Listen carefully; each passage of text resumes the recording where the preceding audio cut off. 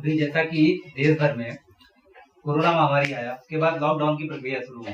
तो लॉकडाउन में सारी चीजें बंद कर दी गई। उसके बाद एजुकेशन सिस्टम पे फर्क दिखने लगा, कुछ ज्यादा ही फर्क दिखने लगा कि बच्चों का भविष्य खतरा, उस पर खतरा मंडराने लगा। तो गवर्नमेंट ने ऑनलाइन सुविधा दिया स्कूलों को, अपने अनुसार वो ऑनलाइन क्लास चलाए।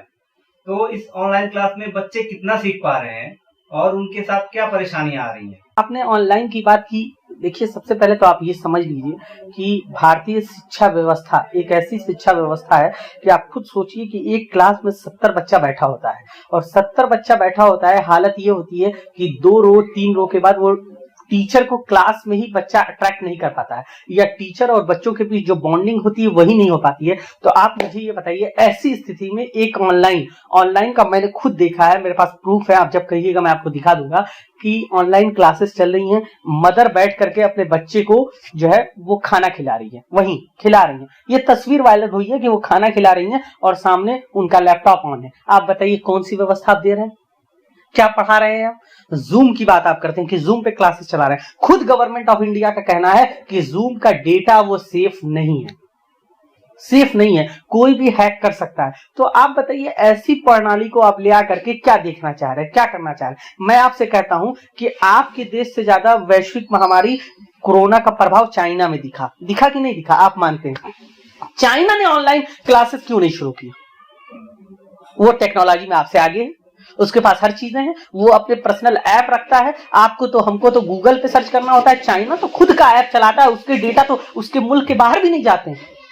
लेकिन सोचने का मकाम है कि चाइना अपने वहां क्यों नहीं ऑनलाइन क्लासेस चला रहा था। आखिर चाइना ने जानते क्या कहा जब उनके वहां स्थिति सामान्य हो गई तो उसने कहा कि हम प्रिकॉशन लेकर के, हम सोशल डिस्टेंसिंग का पालन करते हुए जो भी प्रिकॉशन लेके हम जो मैनुअल क्लासेस चलते हैं वैसे चलाएंगे। वजह क्या है कि देखिए, मैनुअल क्लासेस में एक अट्रैक्शन होता है टीचर और स्टूडेंट के बीच में।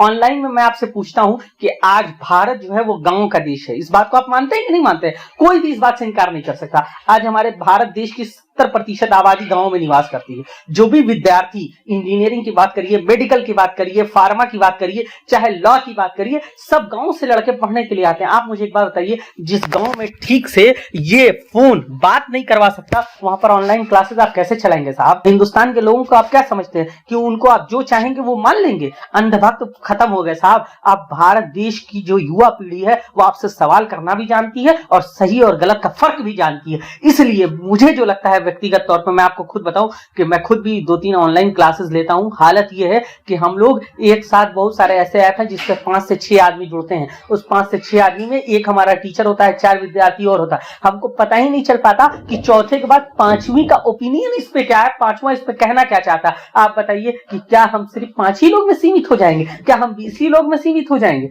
अगर इस तरह की कोई भी व्यवस्था आती है तो मुझे ये लगता है कि इस तरह की व्यवस्था सिर्फ आपको कमजोर बनाने के अलावा कभी मजबूती प्रदान नहीं करती। मजबूती क्यों नहीं प्रदान करती, उसका भी सवाल उत्पन्न होता है। मैंने कहा ना कि अट्रैक्शन, जो लगाव है स्टूडेंट और टीचर के बीच, वो कहीं ना कहीं कम हो रहा है। दूसरी बात क्या है कि ऑनलाइन क्लासेस के आने से यकीनन फायदा उन लोगों को होता है जो मल्टीटास्केबल होते हैं, मल्टीपर्पज के लोग होते हैं, मल्टी जहनियत के लोग होते हैं। अब आप बताइए, एक टीचर कोई चीज है ब्लैक बोर्ड पे लिखता है, एक क्लास में 10 बच्चा है तो 10 एक तरह का नहीं है, सबकी स्पीकिंग पावर एक तरह की नहीं है, कैचिंग पावर एक तरह की नहीं है, लिखने की, नोट डाउन करने की पावर एक तरह की नहीं है। उसमें दिक्कत क्या होती है कि जो बहुत अच्छा पढ़ने में है वो बच्चा, तो टीचर ने कुछ बोला उसने नोट कर लिया। जो बच्चा, अब मान लीजिए, जो जाहिर सी बात है कि सबको अल्लाह ने एक बराबर बनाया नहीं, तो अब कोई भी ऐसा बच्चा जो कमजोर तबके का है, और आप ऑनलाइन में एक और ड्रॉ पाएंगे कि 40 लोग अगर जुड़े हुए हैं तो 40 सवाल नहीं कर सकते। ये भी प्रॉब्लम है। स्टडी फॉर होम के तर्ज पे ऑनलाइन क्लास को लॉन्च किया गया है, तो एज अ फ्यूचर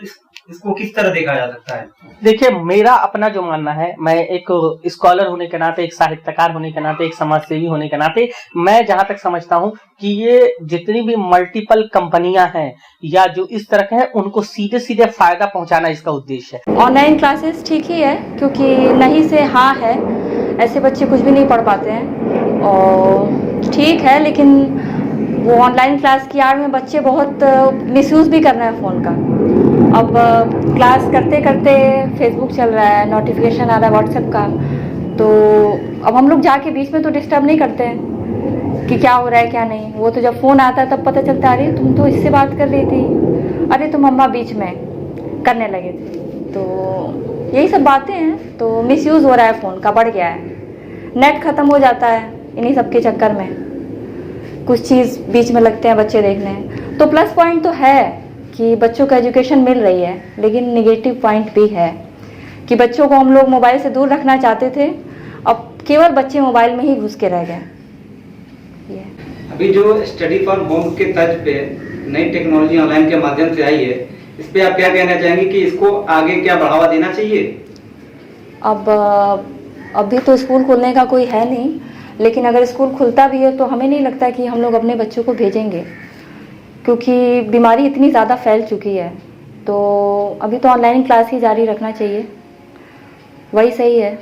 समझ में तो आ रहा है, हम लोग को नॉलेज वगैरह मिल रही है, बट जैसे पहले था स्कूल जाके जो नॉलेज मिलती थी वैसी नॉलेज नहीं गेन हो रही है इसमें, लेकिन मिल रही है नॉलेज। और नेटवर्क इश्यूज़ कभी कभी आ जाते हैं, जैसे बारिश का मौसम इधर चल रहा है तो नेटवर्क इश्यूज़ आ जाते हैं, और लेकिन गेन करने को तो इसमें मिल रहा है, बट पहले जैसा नहीं है। अभी जो स्टडी फॉर होम के तर्ज पे गवर्नमेंट ने ऑनलाइन क्लास को लॉन्च किया है, तो ये जो ऑनलाइन का नया तजुर्बा रहा है आप लोग का पढ़ाई करने का, पहले पढ़ाई करने का जो अनुभव रहा है वो क्लास में जाके आप लोग पढ़ते थे, तो ये घर पे जो बैठ के पढ़े हुए कैसा लग रहा है? घर पे बैठ के तो वैसे नहीं समझ में आ रहा, जैसे क्लास में था तो एकदम आँख के सामने कंसंट्रेशन रहता था, घर पे तो वैसे नहीं हो पा रहा है, और वैसे हो भी नहीं सकता। क्लास में जैसे एकदम टीचर आपके आँख के सामने रहते हैं, और ऑनलाइन क्लास में थोड़ा कभी कनेक्शन पुअर हो गया तो वीडियो आपका थोड़ा इधर उधर हो जाता है, तो ऑनलाइन क्लास में वैसा नहीं हो सकता जैसा क्लास में था। मेरा नाम संगीता है और मैं मारवाड़ डिग्री कॉलेज में पढ़ाती हूँ। वहाँ पे तो डिग्री कॉलेजेस के बच्चे रहते हैं, उनके लिए तो सही है क्योंकि वो बड़े बच्चे हैं, उन लोग को घूमना फिरना कुछ ज़्यादा ही अच्छा लगता है। लेकिन अब इस तरह के माहौल में अगर देखा जाए तो वो घर रह के पढ़ रहे हैं, वो ज़्यादा अच्छा है, हमारे लिए भी अच्छा है और उनके लिए भी अच्छा है, क्योंकि वो घर रह के पढ़ेंगे तो जो इस समय का माहौल है इससे एक दूसरे से मिलेंगे नहीं और एक दूसरे से जो वायरस है वो फैलेगा नहीं। लेकिन बड़े बच्चे तो कैप्चर कर लेते हैं हर चीज़ें, बड़े बच्चे तो कैप्चर कर लेते हैं, लेकिन छोटे बच्चों के लिए थोड़ा सा दिक्कत है कि छोटे बच्चे इस समय मोबाइल से बहुत ज़्यादा अटैच हैं। पहले तो वो गेम के थ्रू अटैच रहते थे घंटे 2 घंटे, अब ये जो है खेलते भी मोबाइल से और पढ़ते भी मोबाइल से।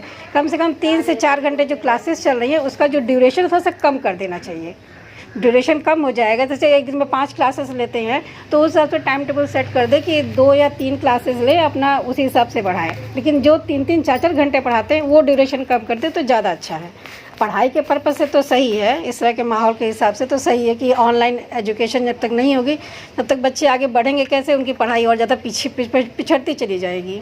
ऑनलाइन क्लास को फ्यूचर में किस तरह देखा जा सकता है? फ्यूचर में किस तरह देखा नहीं, इससे फ्यूचर में कभी कभी, लेकिन इसको कंटिन्यूअस नहीं करना है।